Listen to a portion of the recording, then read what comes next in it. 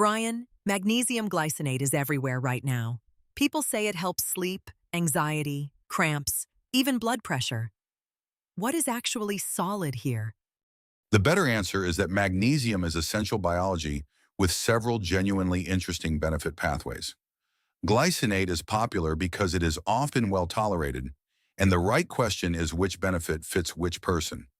Magnesium is involved in hundreds of enzyme systems, including energy production, nerve signaling, muscle contraction, blood glucose control, and blood pressure regulation. One reason the internet gets messy is that serum magnesium is tightly controlled. A normal blood value does not always mean the whole intake story is perfect. Let us start with sleep, because that is the claim people actually click on. Does magnesium glycinate make sleep better? The sleep claim is one of the most useful places to start.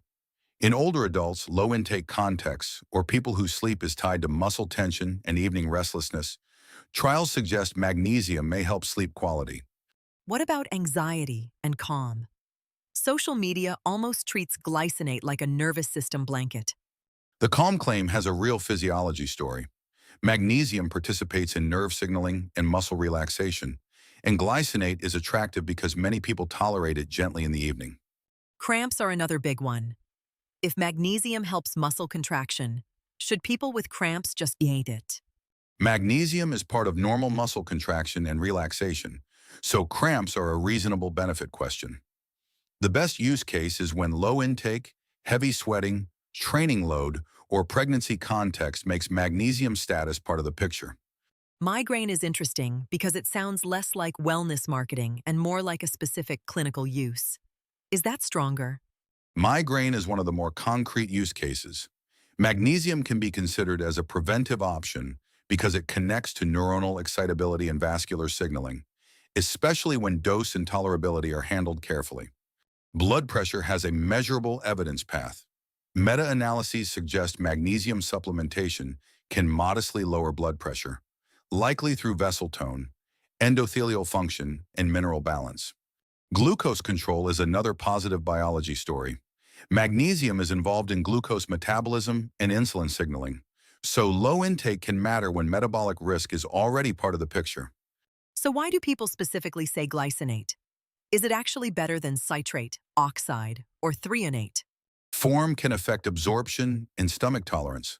Glycinate is often chosen because it tends to be gentle for many people, while citrate may be useful when constipation is part of the story, and oxide is usually less attractive for absorption. What is the safety line? Magnesium sounds natural, but high-dose minerals still make me nervous. The big line is kidney function and total supplemental dose. Too much supplemental magnesium can cause diarrhea, and in kidney disease or very high exposure, dangerous magnesium buildup. Timing also matters.